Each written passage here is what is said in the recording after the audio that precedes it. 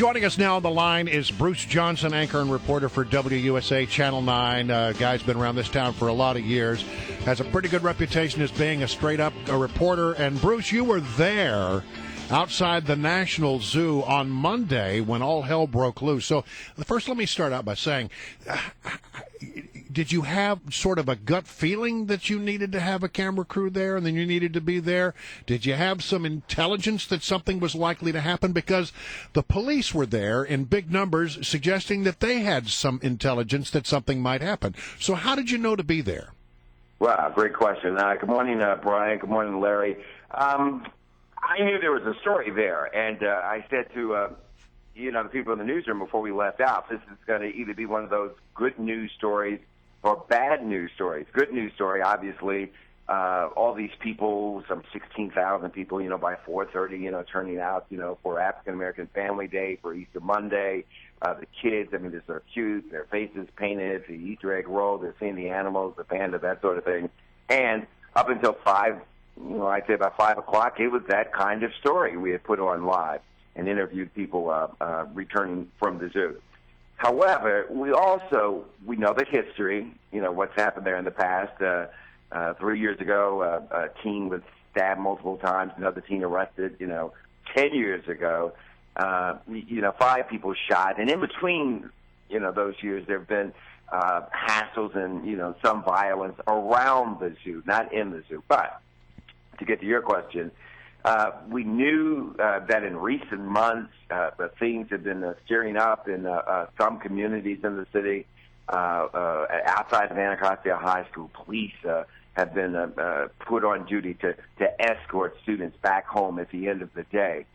Same for Ballou High School, because these neighborhood crews, if you will, these groups, these young men have been fighting. Some of them couldn't even tell you what they were fighting about. These are long, feuds that have been going on for quite some period of time. So at any rate, we knew... So just a sense that there had been some gang trouble. We've had problems here in the past. Maybe we ought to hang out and see what happens. Yeah, absolutely. And I don't know why the police commander on that day wouldn't say that. They're there in force. You can't miss them. You pull up, they're police officers, horseback, tons of cars. They had 2 huge mobile command centers they were bringing in, and yet the commander never would say why they were there. Yeah. We're just here because of all these people. But, yeah, you had a sense that something could happen, yeah. Our guest is Bruce Johnson from WUSA. Follow him on Twitter, Bruce Johnson 9. And, Bruce, here's the thing. Yesterday, 75 neighbors there in Woodley Park, they got together, and they want answers. And the shooting happened despite the amazing police presence that you just described. People are saying, well, let's put metal detectors at the zoo. Well, this happened across the street from the zoo, so that wouldn't have made a difference. Some say restrict groups of teenagers who don't have adult supervision. Again, this didn't happen in the zoo, so how do you restrict groups of teenagers walking down the street on Connecticut Avenue? All signs seem to point to maybe, just maybe, it's time to do away with this long tradition of African-American Family Day at the zoo, especially considering it predates, forget about the violence, if you look at the history, this goes back to our very ugly and unfortunate segregationist past, back to 1891, where this was the only day they let African-Americans go to the zoo. Isn't every day a good day to go to the zoo? Why do we keep doing this? Well, number one, you can't prohibit people from going to the zoo on that day, so you can change the title and the programs whatever you want if people want to go to the zoo. Hundreds upon hundreds of tourists and other residents, who are not African-American, and African-Americans who are not participating in those activities are going to the zoo on that day and other days. Of course, so yeah. I don't think that's the direction they're going to go, and I think the mayor and others have already said, no, we're not going to punish all the good people and the 99.9% of the people who are good and these innocent children who are going there and having a good time. The key is to identify this small group, and it is a very small group, and let's get to the point, young, males that have these feuds in these communities that bring this kind of activity to the zoo. So it seems to me the key, and I agree with the community activists, people like Ron Moten and others, who say you've got to get to where the problem is, and that is in these communities. And you one time you had groups, Alliance of Concerned Men, Peaceaholics, and those groups, a lot of them ex-offenders who would get in and identify these crews and the gang leaders, and they would get these guys to sign truces. I've been in rooms where warring factions, guys that have actually shot at one another and killed siblings, signed peace agreements. You've got to get back to that. And these community groups say what we've done is walked away from those kind of things that were working. We've walked away from those for the past several years. All right, so you get into those communities and you try to do some work at a grassroots, ground level kind of thing.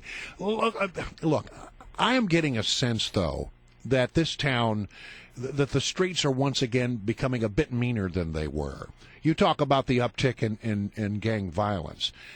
It's all anecdotal, and it's just a feeling that I have. But do you get that sense, Bruce, that, crime's sort of on the uptick and the streets are a lot meaner than they once were?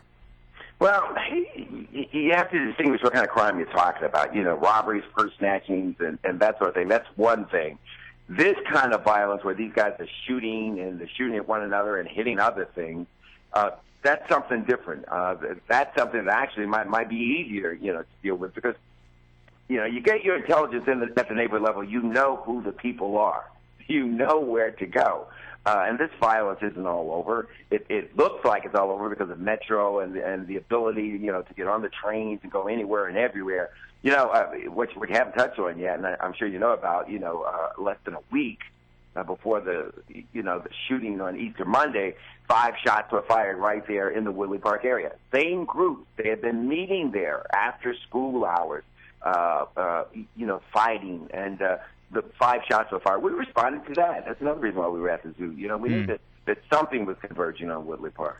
Bruce Johnson, I can't let you go without, because I don't want to just spend the whole time talking about the crime in D.C. What about these Washington Wizards?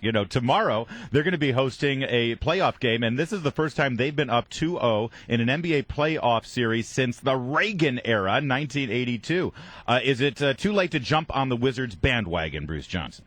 No, it's not too late. I said to Dave Owens, our sportscaster, on the air that the Wizards were going to take this Chicago series. And I said that because Chicago can't score. The Wizards are healthy. Nene is out there again. We've got a lot of talent. We can hurt you from a lot of different areas. But more importantly, the Wizards are playing defense, and that's the key.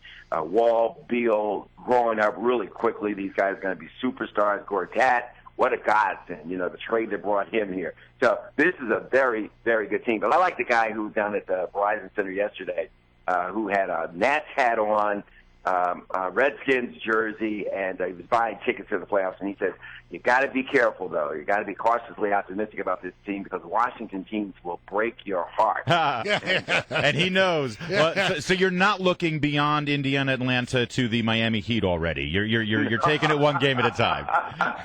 You got to be kidding. Well, listen, Bruce, thank you so much for getting up and being with us this morning. And I hope that as we move into the campaign season, we start looking at Muriel Bowser and Catania. We'll get you to come back and give us your thoughts. Sure. Thanks a lot. You guys are great. All right. Thank you, Bruce.